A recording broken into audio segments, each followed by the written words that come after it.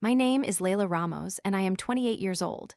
I live in Sunrise City, a place that shines with hope and possibilities, but also hides its share of shadows. I have always believed in love. As someone of mixed Filipino heritage, connecting with someone who understands my background felt essential. I poured my heart into finding that connection online.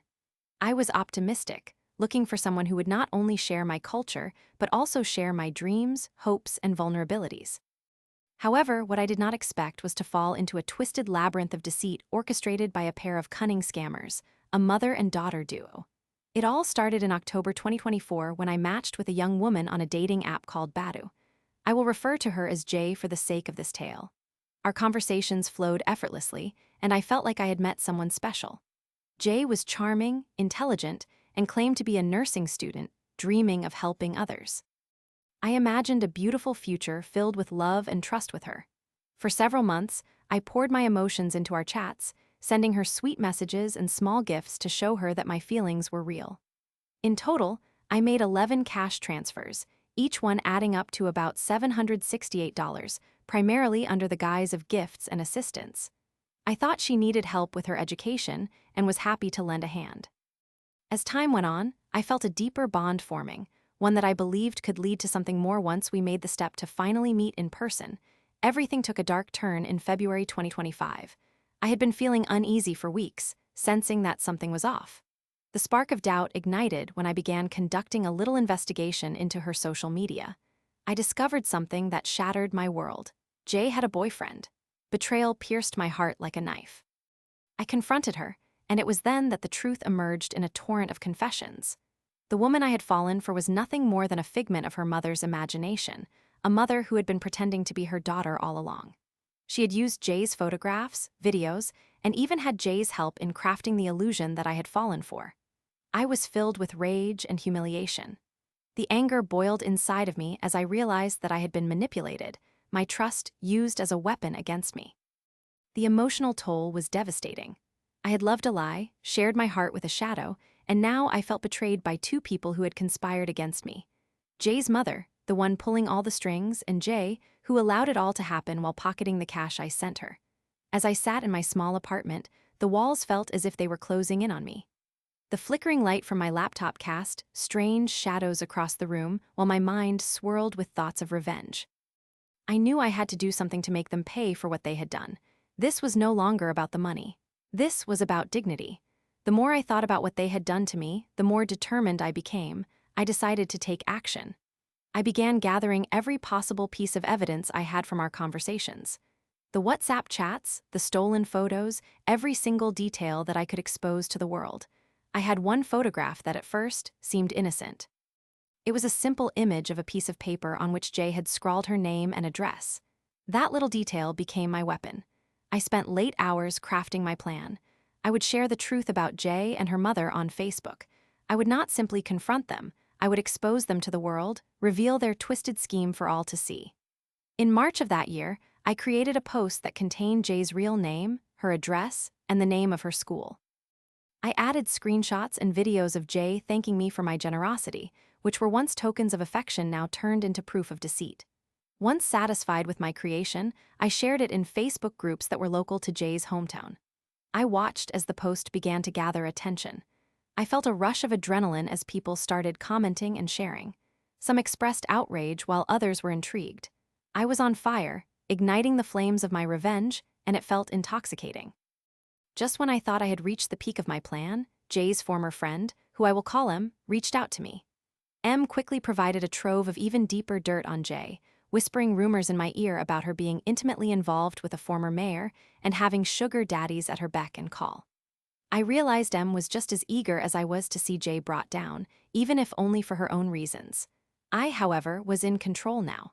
I persuaded M to spread my post further.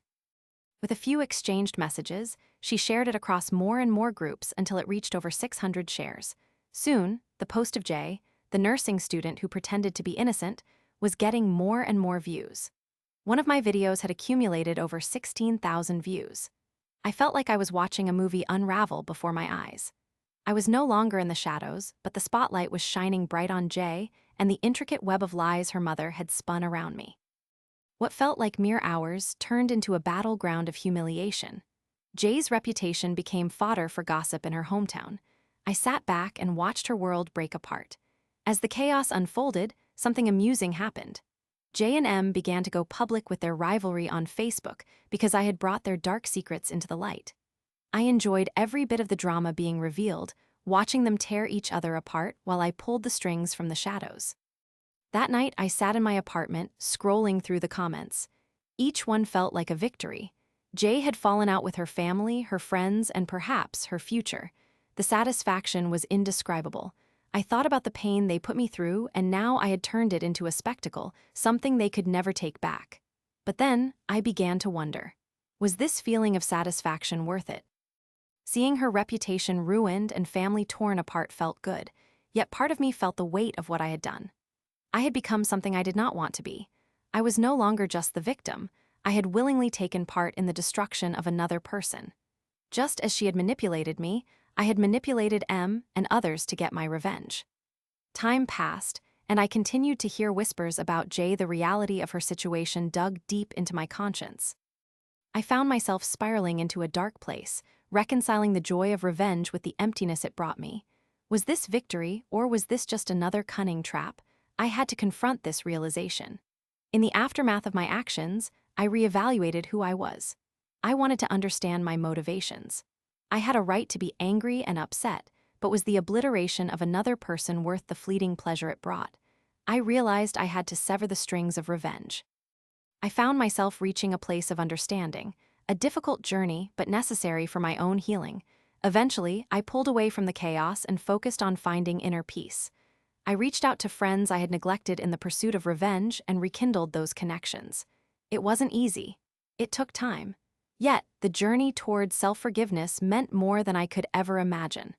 By summer of that year, I had found new purpose. I began volunteering to help others who had been victims of scams and manipulation similar to what I had experienced. I turned my anger into awareness, crafting support groups and workshops for individuals to share their stories. It became a refuge for both me and others, a place where we could heal together. Then, one day, I received a message that completely turned my world upside down. It was a simple friend request from M. She sent me a note expressing guilt for how everything unfolded. I hesitated but eventually accepted. I knew that both of us had spun in a web of revenge, but here was the chance for something different, a dialogue of healing. We began talking, gradually admitting our mutual misjudgments and misguided intentions that had led us down this path of destruction. Instead of tearing down, we started building something new, friendship rooted not in our anger but in understanding. And so, my life shifted again. I had faced betrayal from those I thought I knew and had also found camaraderie in the unlikeliest of connections. I was no longer Laila the victim or Laila the avenger. I was Laila, a work in progress, learning the truths of empathy and resilience. In the end, revenge had led me to a deeper understanding of myself, and while it did not heal every scar, it brought me closer to the light of forgiveness.